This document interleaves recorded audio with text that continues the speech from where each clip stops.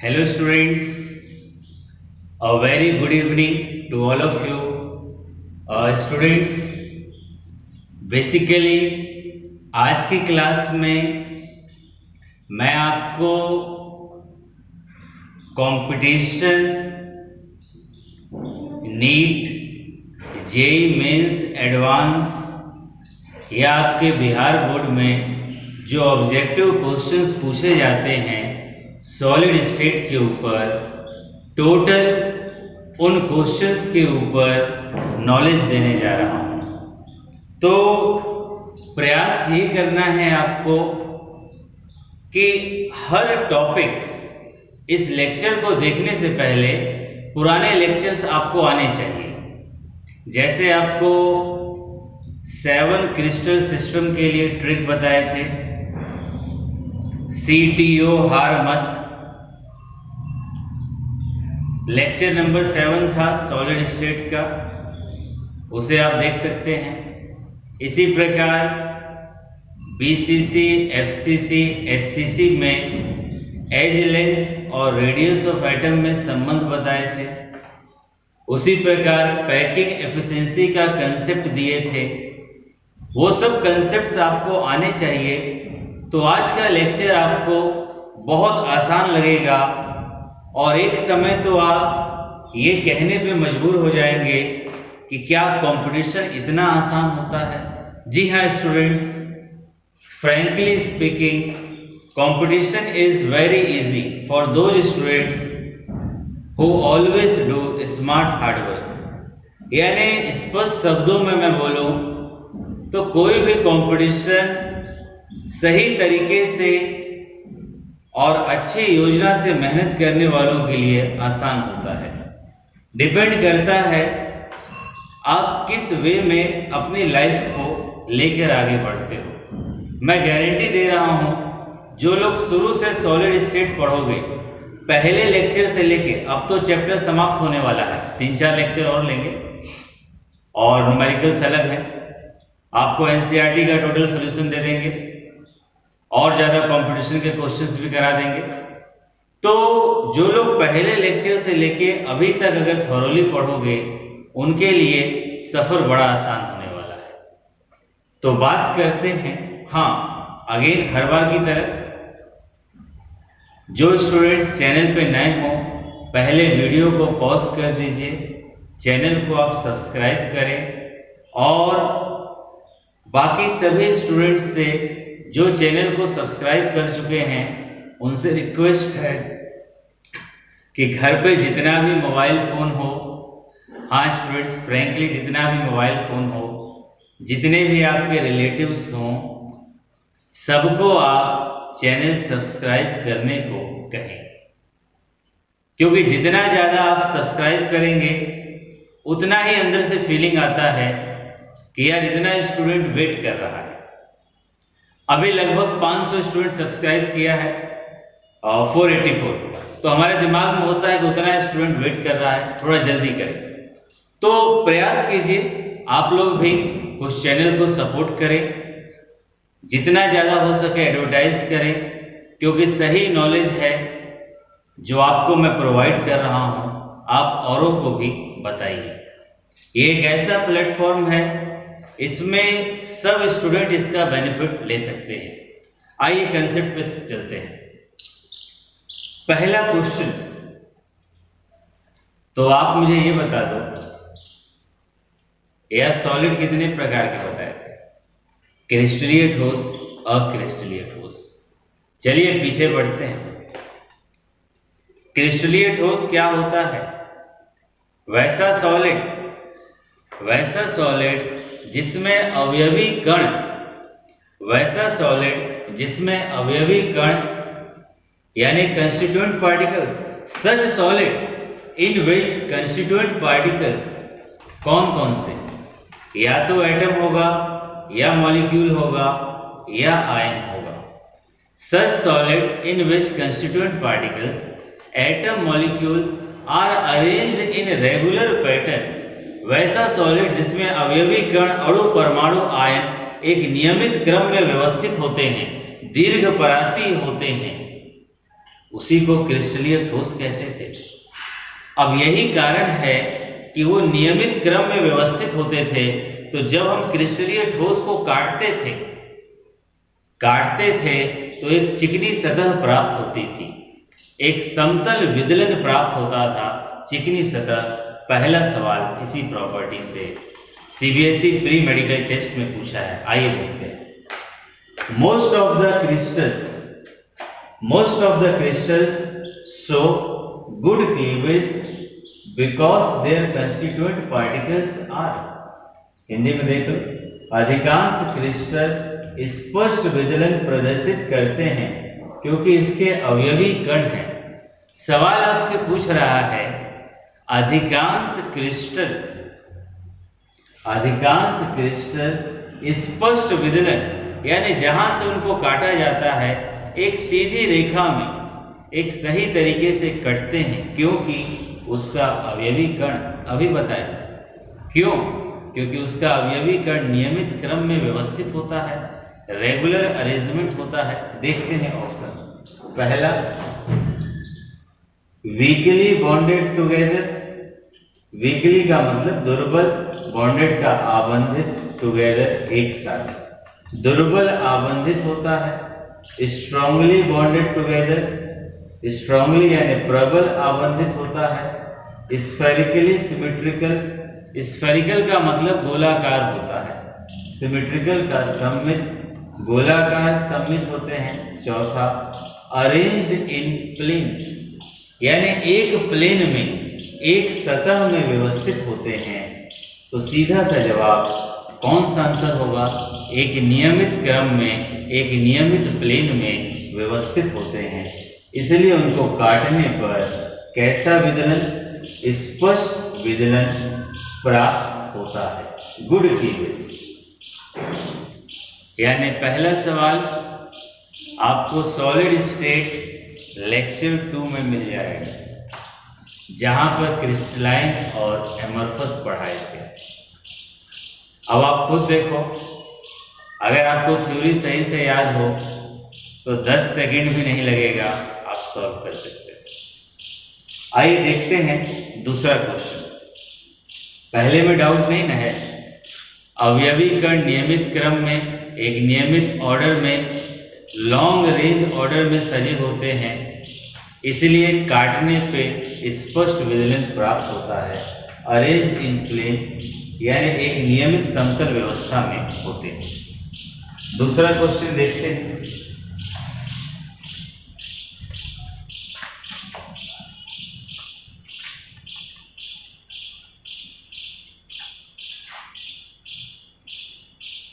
देखिए, हम चाहेंगे आप खुद करें। पिछले लेक्चर में आपको बताया था, कॉपर क्रिस्टलाइजेस इन एफसीसी लैटिस, यानी फलक केंद्रीय व्यवस्था है, विद एज लेंथ यानी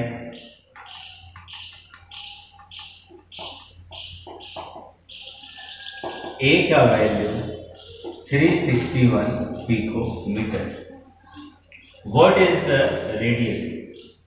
आपसे रेडियस पूछ रहा है।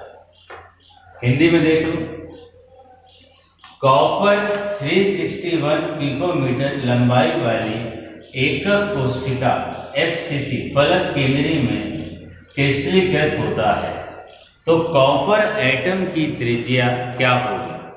तो स्टूडेंट्स, कुछ पल के लिए वीडियो पॉज कर दो और अपने से करने का प्रयास करो।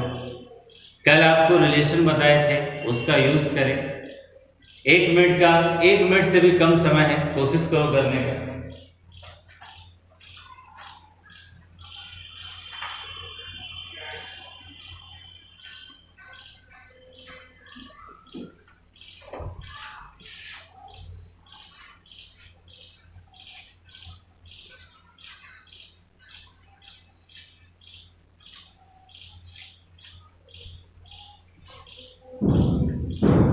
स्टूडेंट्स, डायरेक्ट रिलेशन रखना है आपको।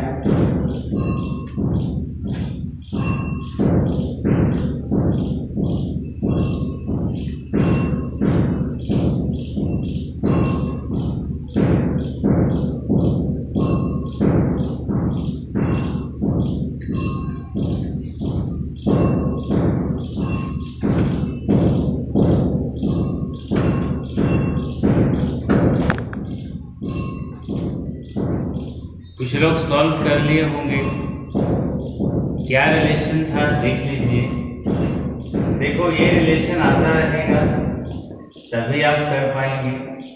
फॉर FCC R बराबर A/2√2।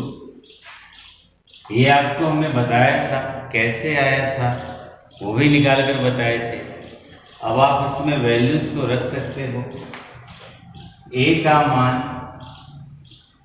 361 टू √2 का 1.414। अगर 1 पिकोमीटर में है तो आंसर भी पिकोमीटर में आ जाएगा। आप सॉल्व करें और बता सकते हैं कौन सा वैल्यू आएगा। यहाँ पर एक सॉल्व करते R बराबर 361 8 2 8। इतने से आप किसको डिवाइड कर लीजिए 361 लगभग आपका आंसर आ जाएगा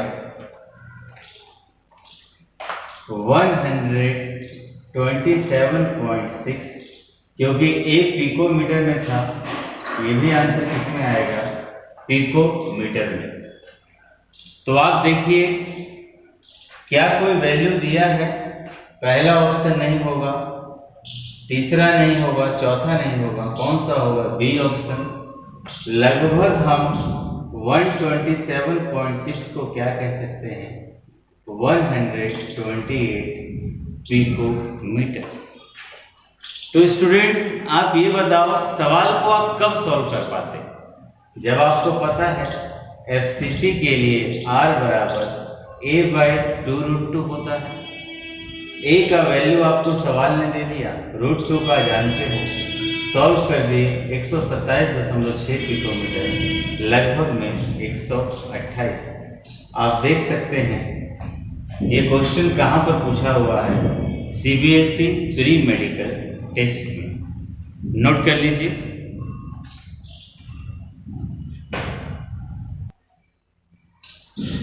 तो स्टूडेंट्स फाइनली इसका आंसर 128 पिकोमीटर। अब हम लोग बात करते हैं तीसरे क्वेश्चन का।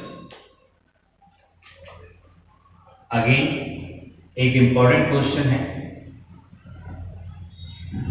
आज के लेक्चर में जितने क्वेश्चन हैं स्टूडेंट्स किसी न किसी कंपटीशन में पूछे हुए हैं।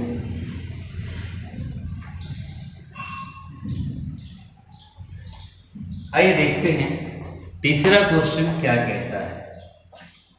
एकक कोशिका की बीमाएं यानी unit cell dimensions are A बराबर 0.387, B बराबर 0.387, यानी A और B का मान कितना है 0.387।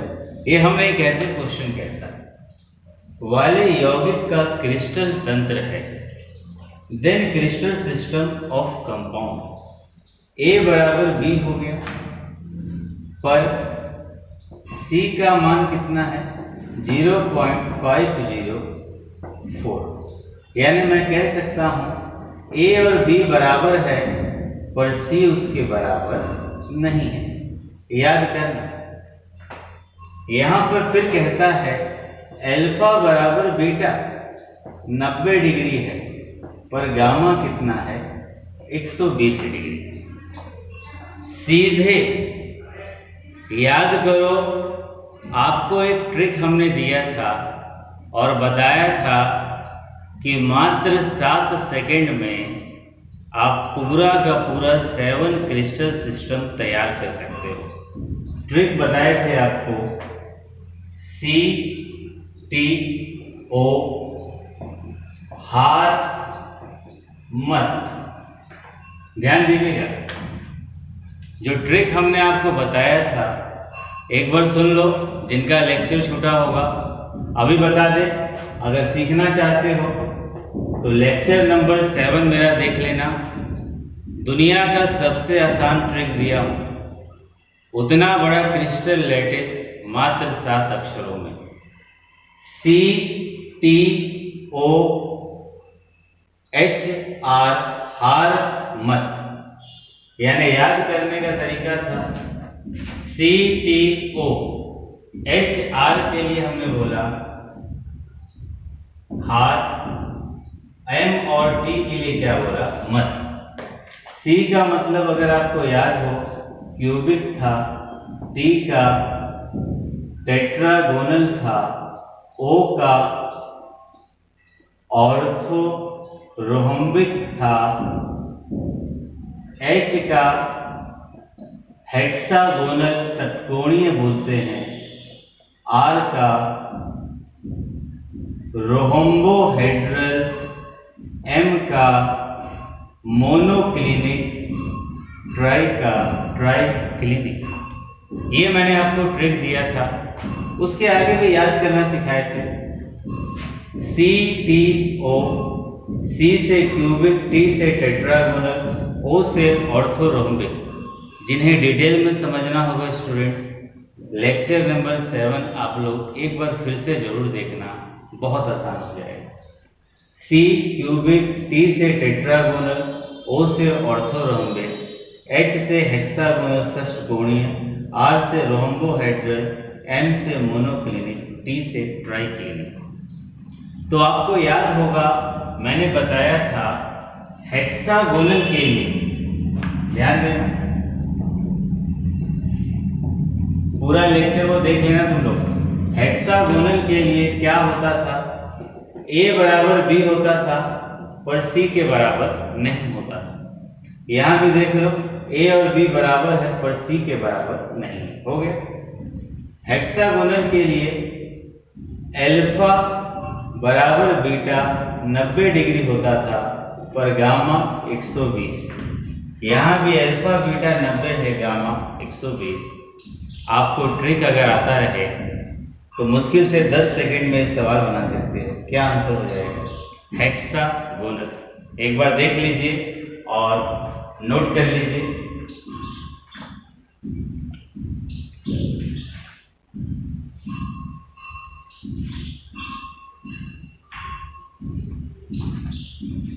इंपॉर्टेंट क्वेश्चन है स्टूडेंट्स से।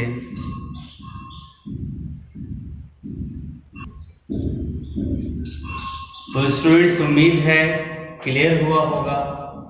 ये आप याद रखेंगे, हमें जल्दबाजी नहीं है स्टूडेंट्स। लेक्चर नंबर 7 पूरा देख लेना, इसके ऊपर हर कंपटीशन में, इंजीनियरिंग मेडिकल में बहुत क्वेश्चन पूछते हैं। देख लो, ये क्वेश्चन पूछा हुआ था एम्स में।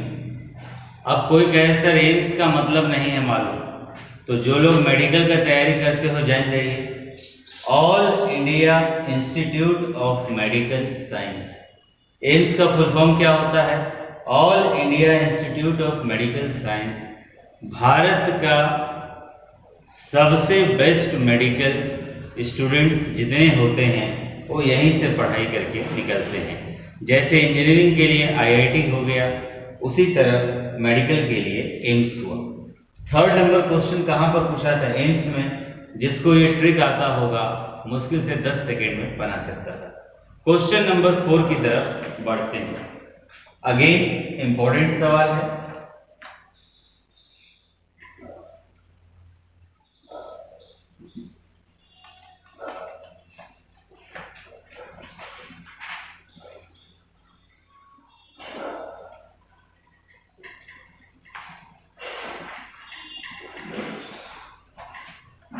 समझते हैं स्टूडेंट्स क्वेश्चन नंबर 4। यार उससे पहले मोल कंसेप्ट का मैं एक छोटा सा कंसेप्ट आपको याद दिलाना चाहता हूं। जो लोग फर्स्ट ईयर से पढ़े होंगे उन्हें पता होगा, हर बार बताते हैं, मोल बराबर, याद आ रहा है ना, वेट इन ग्राम बटा में एटॉमिक मास। ये किसका फॉर्मूला है, मोल का फॉर्मूला है। मोल बराबर वेट इन ग्राम बटा में, तो स्टूडेंट्स ये फॉर्मूला आपको आना चाहिए, मोल बराबर वेट इन ग्राम बटा में एटॉमिक मास। ध्यान दीजिएगा यार, चीजें आसान है, बस डिपेंड करता है कि आप अपने सेल्फ कॉन्फिडेंस को कहां तक लेकर जाते हो। क्या होता है, हम लोग एक बार कोई क्वेश्चन को करते हैं, नहीं आता, हिम्मत हार जाते हैं।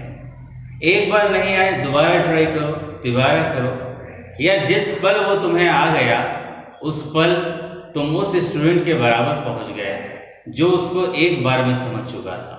तो जरूरत है अपने माइंड के हिसाब से आप मेहनत कीजिए। मोल अगर एटम का निकालेंगे तो एटॉमिक मास, मॉलिक्यूल का निकालेंगे तो मॉलिक्यूलर मास, आयन का निकालेंगे तो आयनिक मास, यानी मोल बराबर वेट इन ग्राम बटा में एटॉमिक मास।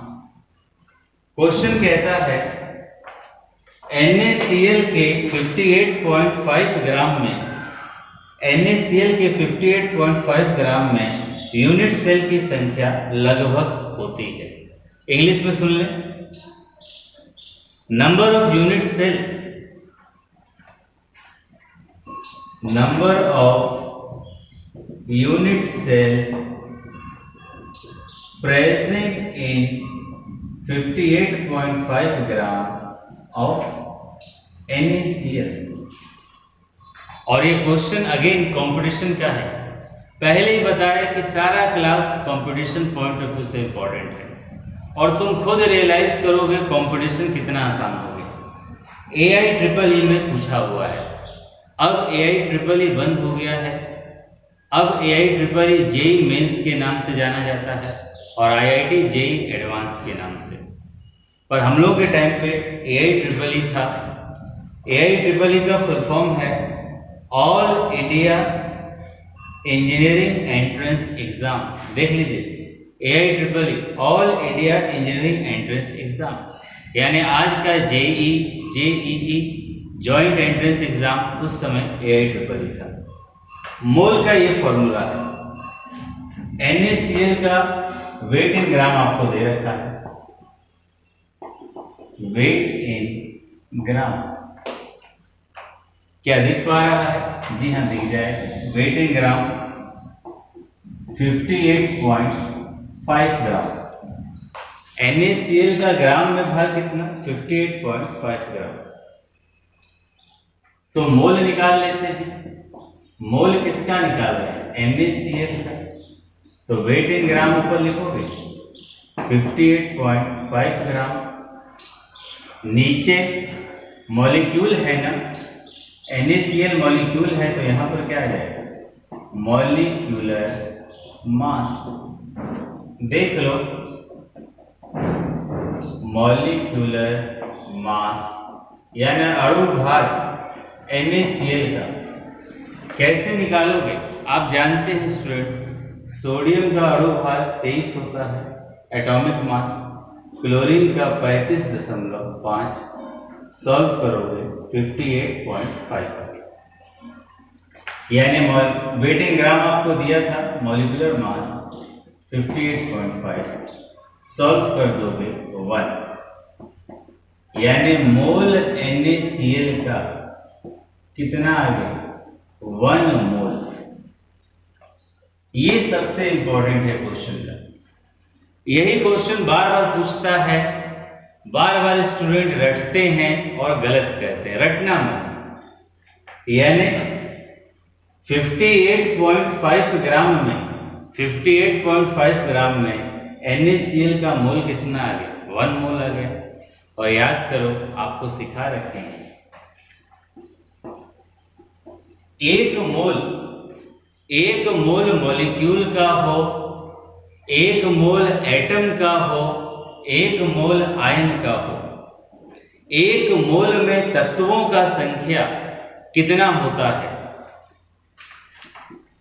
6.022 10 की पावर 23, यानी 1 मोल NaCl में कितने एटम्स होंगे?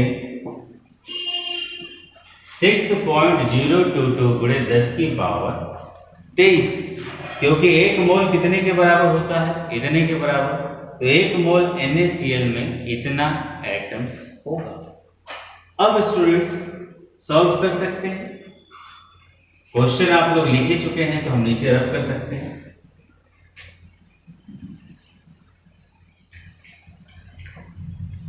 अब आपको हमने फॉर्मूला बताया था, फॉर्मूला नंबर 3। फॉर्मूला 3 किस लेक्चर का पिछला लेक्चर है स्टूडेंट्स? लेक्चर 13 होगा। उसमें आपको बताए थे total number of atoms Z multiplied by X होता था, और ये हम आपको बता दें यहां से X बराबर टोटल नंबर ऑफ एटम्स बटा में क्या आ जाएगा Z। और फिर से आपको बता दें, अब कोई छात्र समझे कि सर ये X कहां से आ गया, तो पुराना लेक्चर X है नंबर ऑफ यूनिट सेल। तो एक बार देख लें, फिर मैं सॉल्व करता हूं। एक बार पूरे फॉर्मूले को देख लीजिए।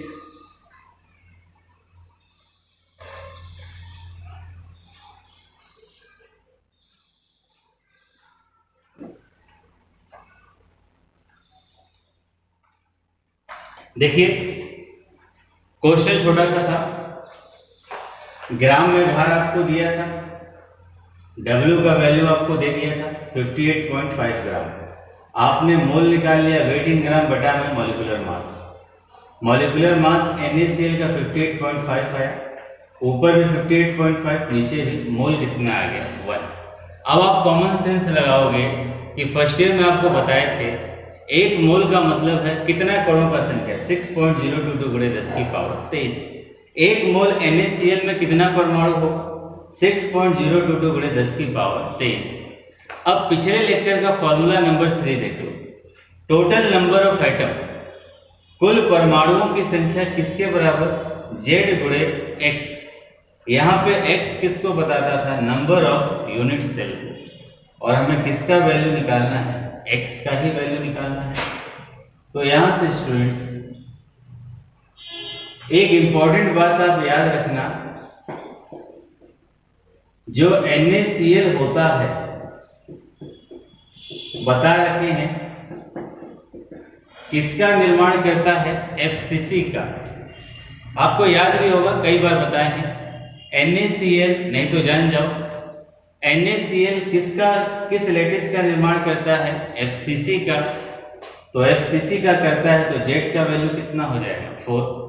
अब यहां से देख लीजिए X बराबर टोटल नंबर ऑफ एटम कितना हो गया, ये हमारा नंबर ऑफ एटम आ गया 6.022 10 की पावर 23 बटा में Z का वैल्यू कितना 4। आप इससे डिवाइड कर दीजिए, जो आंसर आ जाए लगभग 1.05 आ जाएगा। सॉल्व कीजिए और बताइए क्या आंसर आता है स्टूडेंट्स।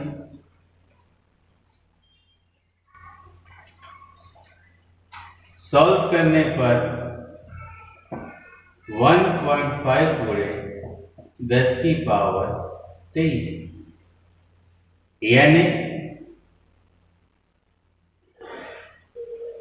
कितना इकाई सेल हो गया 1.5 गुणे 10 की पावर 23। बहुत जगह ये क्वेश्चन होता है, पर इतना डिटेल में आप नहीं समझोगे तो भूल जाओगे। केवल आपको भार दिया था, अब कोई भी सवाल दे सकता है, सोडियम की जगह कॉपर दे सकता है। भार दिया था 58.5, तुम्हें फर्स्ट ईयर से मोल निकालना सिखाए हैं। मोल बराबर वेट इन ग्राम बटा में मॉलिक्यूलर मास। वेट इन ग्राम 58.5, NaCl का मॉलिक्यूलर मास 58.5, सोडियम का 23, क्लोरीन का 35.5। पीरियोडिक टेबल में देखें यहां से 1 मोल आ गया। 1 मोल का मतलब होता है 6.022 गुणे 10 की पावर 23 कणों का संख्या।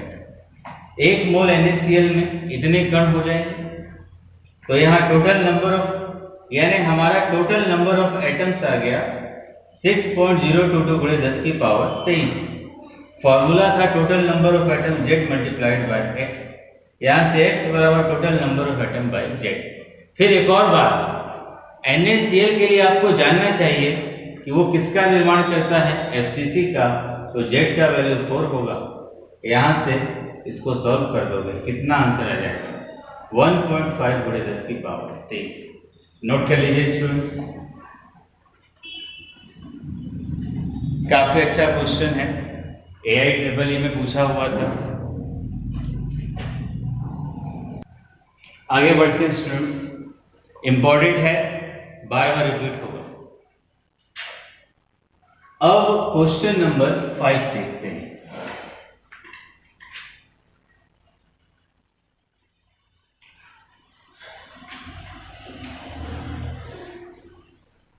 ध्यान दीजिएगा, क्वेश्चन नंबर 5 मैं कुछ बातें आपसे करना चाहता हूं।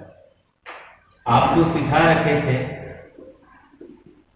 पैकिंग एफिशिएंसी परसेंटेज, ये आपको बताए थे। संकुलन क्षमता प्रतिशत, आप याद करें, आपको सिंपल क्यूबिक यूनिट सेल के लिए बताए थे packing efficiency simple cubic unit cell के लिए 52.4%, यानी साधारण इकाई सेल का कितना भाग भरा हुआ है, 52.4% भाग भरा है। तो अगर आपसे बोलें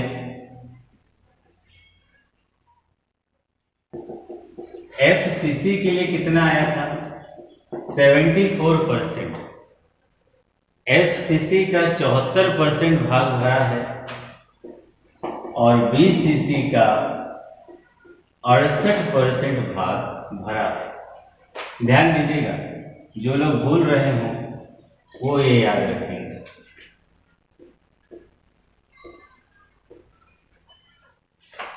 पैकिंग एफिशिएंसी का मतलब है संकुलन क्षमता, साधारण इकाई सेल का 52.4%, FCC का 74, BCC का 68। अब आपसे बोले कितना भाग खाली है, खाली का मतलब रिक्त स्थान, खोखला, एम्प्टी स्पेस। साधारण इकाई सेल के लिए 100 में से, क्योंकि परसेंटेज 100 होता है ना, 100 में से घटा दो 52.4। अब 100 में से आप घटा दीजिए 52.4, कितना परसेंट खाली आता है आप देख सकते हैं।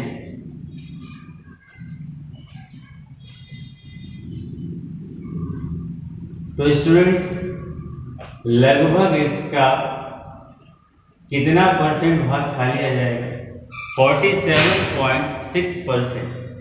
कितना भाग खाली आ गया, 47.6%। FCC में कितना भाग खाली, ऐसे ही दिखा है, 100 में से 74 घटा दीजिए, 26% भाग खाली है। BCC में 100 में से 68 घटा दीजिए, कितना आ जाएगा, 32% भाग खाली है। तो क्वेश्चन आपका कई बार पूछता है संकुलन क्षमता क्या होगा। अगर SCC का पूछे 52.4, FCC का 74, BCC का 68%। और संकुलन क्षमता का मतलब कितना भाग भरा हुआ है। और इसके उल्टा कई बार क्वेश्चन पूछता है कितना प्रतिशत भाग खाली है, वही 5वां क्वेश्चन है। आइए देखते हैं, percentage of free space in BCC unit cell, यानी अंतः केंद्रित एकक कोशिका में रिक्त स्थान का प्रतिशत होता है। हिंदी में भी सुन लेना, अंतः केंद्रित एकक कोशिका में रिक्त स्थान का प्रतिशत होता है। अरे भाई, जितना भरा है उसको 100 में से घटा दीजिए। बॉडी सेंटर्ड में 68% भरा है, तो 100 में से 68 घटा दोगे, कितना परसेंट भाग खाली है? 32%, यानी एम्प्टी स्पेस BCC 100 माइनस 68 कितना आ जाएगा? 32%। और क्वेश्चन पूछा है CBSE प्री मेडिकल टेस्ट में। केवल आपको थ्योरी को बढ़िया से समझना है, क्वेश्चंस आपके नोट कर लीजिए स्टूडेंट्स।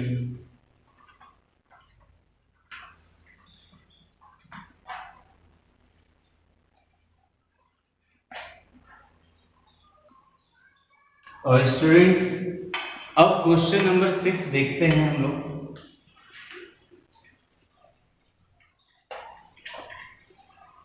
या तो आप लोग साथ साथ भी क्वेश्चन सॉल्व कर सकते हैं अपने कॉपी पे, या स्टूडेंट्स आप अभी समझ सकते हैं और उसके बाद आप लोग बिना देखे खुद से कर सकते हैं। Question number 6, Na metal, sodium metal crystallizes in BCC lattice with edge length कोर का लंबाई A बराबर 4.29 angstrom. The radius of sodium at R का वैल्यू पूछा है। और हिंदी में लिखना भूल गए हैं, मैं बोल देता हूं, आप लोग सुन लीजिएगा। सोडियम धातु क्रिस्टलीकृत होता है BCC जालक में। सोडियम धातु, ध्यान देना, सोडियम धातु क्रिस्टलीकृत होता है अंतः केंद्रीय BCC बॉडी सेंटर्ड क्रिस्टल जालक में। यदि कोर का लंबाई 4.29 एंगस्ट्रॉम है तो इसकी त्रिज्या यानी रेडियस बताएं। तो याद रखिएगा, आपको सिखाए थे फॉर BCC R बराबर √3a/4। ये रिलेशन आपको याद होगा, मैंने प्रूफ भी कराया था, क्वेश्चंस भी कराया था। BCC के लिए ये होता है, √3 का वैल्यू आप रख सकते हैं 1.732, ये 4.29 बटा में 4 सॉल्व कर दोगे, 4.29/4 सॉल्व कीजिएगा, जहां तक हमें याद है 1.86 एंगस्ट्रॉम आ जाएगा। कोई स्टूडेंट कहे एंगस्ट्रॉम क्या होता है, देख लो। 1 एंगस्ट्रॉम बराबर 10 की पावर -10 मीटर होता है। 1 पिकोमीटर बराबर 10 की पावर -12 मीटर होता है। 1 नैनोमीटर बराबर 10 की पावर -9 होता है। 1 माइक्रोमीटर बराबर 10 की पावर -6 होता है। तो इस क्वेश्चन को करने के लिए पहले आपको A का वैल्यू दिया, R आपको निकालना है। BCC के लिए R बराबर √3a/4 यहाँ पर सॉल्व कर देंगे, क्या आ जाएगा 1.86 एंगस्ट्रॉम। क्वेश्चन नोट कर लीजिए। और स्टूडेंट्स अच्छा क्वेश्चन था ये, जेईई मेंस में पूछा है। तुम अंदर से फीलिंग रखो ना, देख लो क्या बहुत कठिन है। आपको कंसेप्ट आते हैं, सब आसान है। अब बात करते हैं क्वेश्चन नंबर 7 का।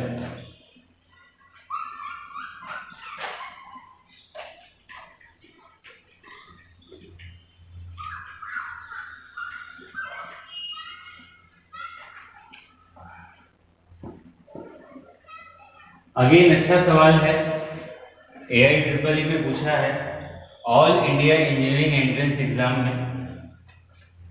क्या कहता है देख लो, total volume of the atoms present in FCC unit से। FCC जालक में क्रिस्टलीकृत धातु के कुल परमाणुओं का आयतन, वॉल्यूम ऑफ 1 स्फीयर।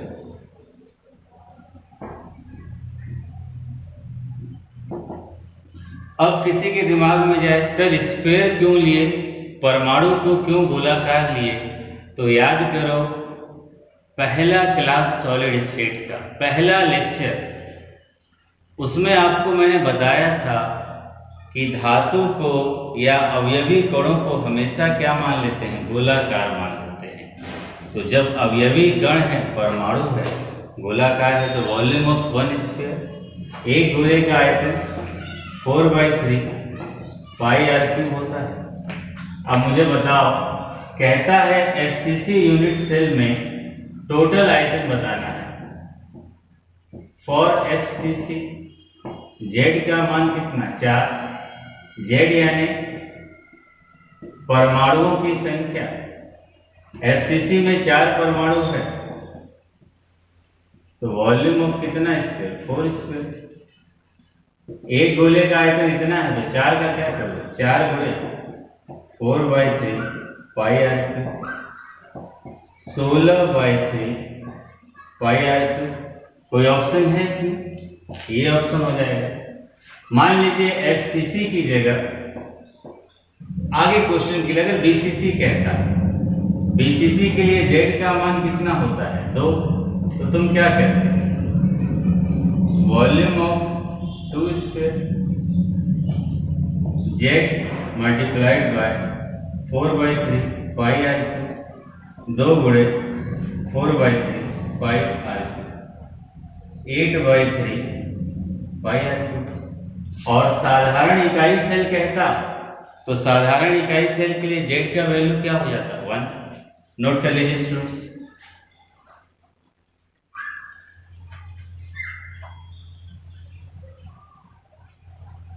इस तरह के न्यूमेरिकल्स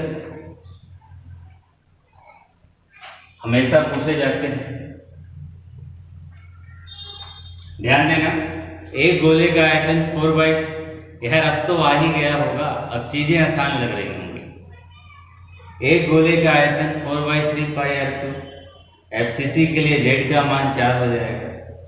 तो जेड का मान 4 है, तो 4 गोले का आयतन 16/3 पाई आर क्यूब। बीसीसी होता तो जेड बराबर 2 होता, तो जेड का मान 2 बीसीसी के लिए, पर हमसे एफसीसी पूछा है, तो आंसर क्या हो जाएगा, 16/3 पाई आर क्यूब। नोट करें।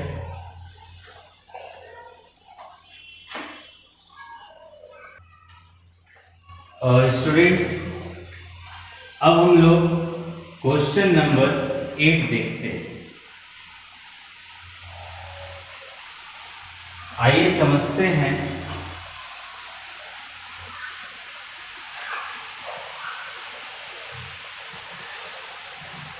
क्वेश्चन नंबर 8,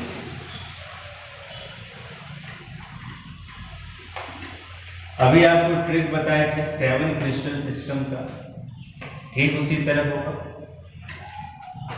देखिए क्वेश्चन नंबर 8 इधर से बताते हैं। The unit cell with dimension,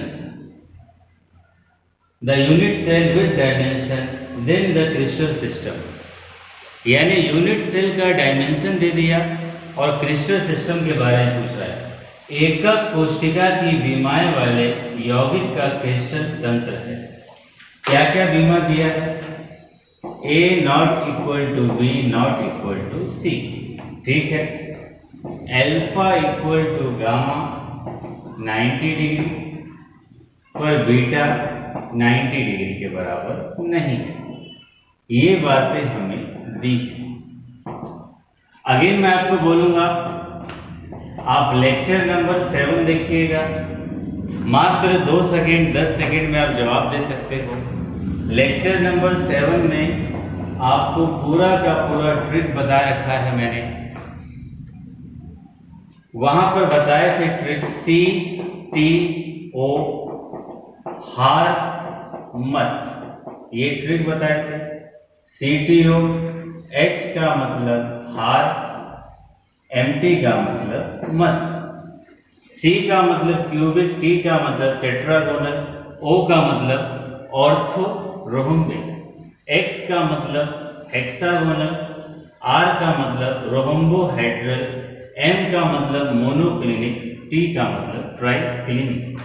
और आपको बता दें, वहां पर आपको बताए हैं मोनोक्लिनिक के लिए, मोनोक्लिनिक के लिए A, B और C बराबर नहीं होता, अल्फा गामा 90 होता है पर बीटा 90 नहीं होता। यानी आंसर कौन सा हो जाएगा? ए पार्ट इसका आंसर होगा। आप डिटेल में समझने के लिए क्या देखोगे? लेक्चर नंबर 7 नोट कर लीजिए स्टूडेंट्स, कंपटीशन के लिए बहुत अच्छा सवाल है। और स्टूडेंट्स अब हम लोग बात करते हैं क्वेश्चन नंबर 9 का। बोर्ड पे ध्यान दीजिएगा। Aluminium atomic mass 27 crystallizes in a cubic system with edge length, यानी ए का वैल्यू कितना दे दिया? 4 एंगस्ट्रॉम। इट्स डेंसिटी इज 2.7 ग्राम पर सेंटीमीटर क्यूब। तो कहता है टाइप ऑफ यूनिट सेल, जो पिछली क्लास में न्यूमेरिकल कराए थे उसका ऑब्जेक्टिव रूप है, बड़ा इंपॉर्टेंट है, बार बार पूछता है। टाइप्स ऑफ यूनिट सेल क्या हो सकता है? साधारण इकाई सेल, अंतः केंद्रीय इकाई सेल या फलक केंद्रीय। साधारण होगा तो z का वैल्यू 1 होगा सिंपल के लिए। बॉडी सेंटर्ड के लिए z बराबर 2, फेस सेंटर्ड के लिए z बराबर 4। तो हमें z का वैल्यू फाइंड आउट करना है। हिंदी में देख लो, एल्यूमिनियम परमाणु द्रव्यमान 27 दिया है का क्रिस्टलीकरण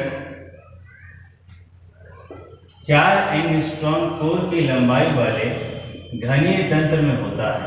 तो इसका घनत्व इतना है। एकक कोष्ठिका का प्रकार को देखिए, 9th क्वेश्चन को सॉल्व कर रहे हैं। ए का मान 4 एंगस्ट्रॉम। अभी आपको बताए 1 एंगस्ट्रॉम बराबर 10 की पावर -10 मीटर। सेंटीमीटर में बदलोगे -10, 10 की पावर 2 से गुणा कर दोगे, क्योंकि 1 मीटर में 100 सेंटीमीटर होता है। 10 की पावर -8 सेंटीमीटर, यानी 1 एंगस्ट्रॉम बराबर 10 की पावर -8 सेंटीमीटर। 4 एंगस्ट्रॉम दिया है, 4 गुणे 10 की पावर -8 सेंटीमीटर। कुछ स्टूडेंट्स बड़े चंचल होते हैं, उनके दिमाग में ये जाएगा, चंचल का मतलब अनावश्यक रूप से सवाल को राइज करना। बेसिक पकड़, उनके दिमाग में जाएगा सर हर जगह मीटर करते थे, यहाँ सेंटीमीटर क्यों? यार जब जब डेंसिटी होगा सेंटीमीटर लोगे, क्योंकि आप देखो डेंसिटी किस में दिया है?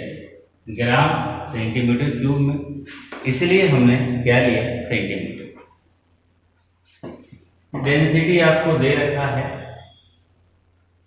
2.7 ग्राम पर सेंटीमीटर क्यूब। एवोगैड्रो नंबर का वैल्यू जानते हैं 6.022, 10 की पावर 23। हमें पता है कि डेंसिटी D बराबर क्या फॉर्मूला है स्टूडेंट? Z m/na बटा में a क्यूब। यही था ना? m का वैल्यू भी आपको दे रखा है, घबराना नहीं है। m एटॉमिक मास है 27, यहाँ से z हो जाएगा z बराबर d गुणे, कल किए तो थे ऐसे सवाल, a क्यूब। आज देख लो कंपटीशन में पूछ रहा है, बटा में m। d का मान 2.7, na 6.022, 10 की पावर 23। a क्यूब आपका हो जाएगा 4 गुणे 10 की पावर -8 का क्यूब। m कितना? 27। देखिए थोड़ा सा कैलकुलेशन लंबा जाएगा, पर आप लोग इसे सॉल्व कर सकते हैं। सॉल्व करने पे स्टूडेंट्स ऐसे ही देख लो तो हो ही जा रहा है। z बराबर 2.7 को 27/10 लिख सकते हैं। 6.022, 10 की पावर 23। 4 का क्यूब 4, 16, 64 और ये 10 की पावर -24 बटा में कितना? 27। ये कट गया, ये आपका कट गया, 27 से 27, ये 23, ऊपर जाएगा 25। तो लगभग स्टूडेंट्स आप सॉल्व करके देखिएगा, जेड का मान कितना आ जाएगा, 4। सॉल्व कीजिएगा, यही आना चाहिए, आंसर हमारे पास यही है। और जेड का वैल्यू अगर 4 आ गया तो आप क्या बोलोगे, कौन सा लैटिस है, FCC, यानी आंसर कौन सा हो जाएगा, बी पार्ट आपका आंसर आ जाएगा। अब students last question, question number 10। अच्छा, एक बार मैं इसको रिपीट कर देता हूं यार, बस अंदर का फीलिंग रखो, गुड फीलिंग कि तुम्हें समझ आना चाहिए, बाकी तो आसान है।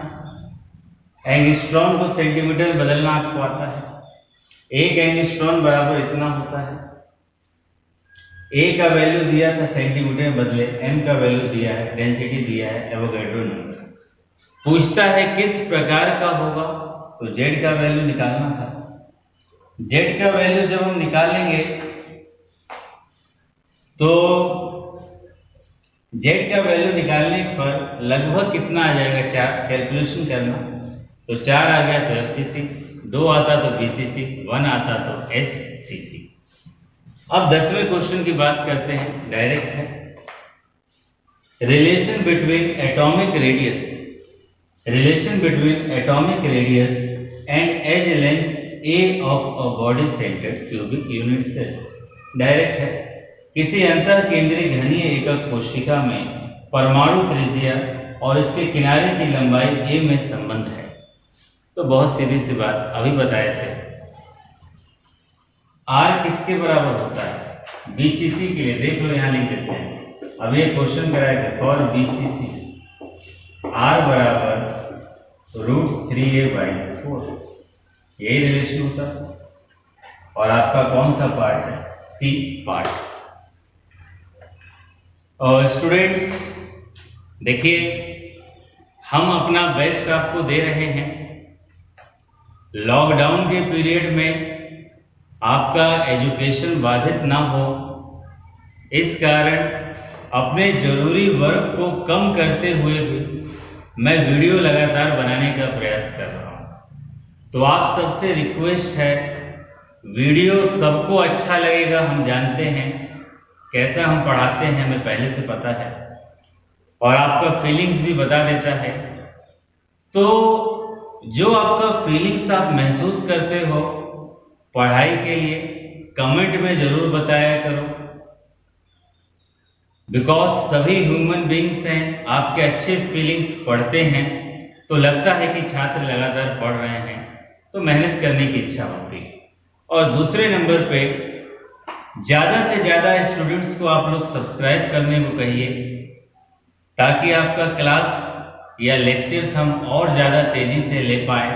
एक जिम्मेवारी हो जाता है कि 1000 लड़का मेरे केमिस्ट्री का वेट कर रहा है, मेरे फिजिक्स का वेट कर रहा है, तो मन करता है कि तेज़ी से वीडियो बनाएं।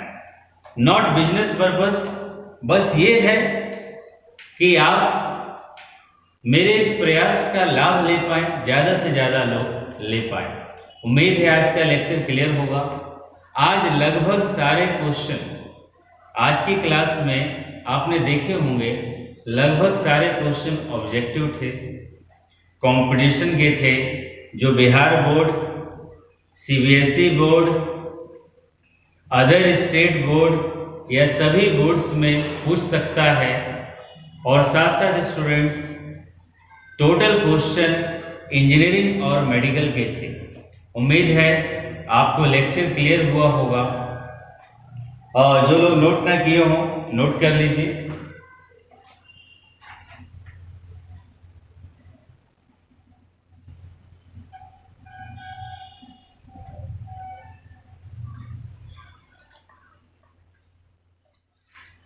स्टूडेंट्स, किसी क्वेश्चन में डाउट हो या किसी और प्रकार का क्वेश्चन आपको लगे कि जो आपसे नहीं सॉल्व हो रहा है, तो आप किसी अगले लेक्चर में, या आप सभी स्टूडेंट्स को पता ही है आप किसी भी तरह से कॉन्टैक्ट नंबर होगा मेरा, व्हाट्सएप नंबर होगा आप सभी लोगों के पास कोचिंग का, तो आप उस पर क्वेश्चंस पूछ सकते हैं। और पढ़ाते हैं तो हमें पहले ही फीलिंग रहता है, पर्सनली किसी को डाउट नहीं होना चाहिए। सॉलिड स्टेट चैप्टर में क्या क्या इंपॉर्टेंट है ये देख लो। पहला डेफिनेशन सॉलिड के टाइप्स, एमॉर्फस क्रिस्टलाइन हो गया, उसके टाइप्स हो गया, स्यूडो हो गया, सॉलिड में रिलेशन हो गया, आपका पैकिंग एफिशिएंसी का कंसेप्ट बता दिए। अभी इसमें आपको आगे पढ़ाना है डिफेक्ट्स इन सॉलिड। तो जिनके पास टाइम होगा, या टाइम तो सबके पास है, लॉकडाउन में है आप लोग, तो आप प्रयास करेंगे। नेक्स्ट क्लास में मैं आपको सॉलिड में डिफेक्ट्स पढ़ाऊंगा, तो आप खुद से उसे एक बार पढ़ लीजिएगा ताकि जब हम समझाएं आसानी हो। बेस्ट ऑफ लक स्टूडेंट्स, अगली क्लास में कंटिन्यू करते हैं। Thank you.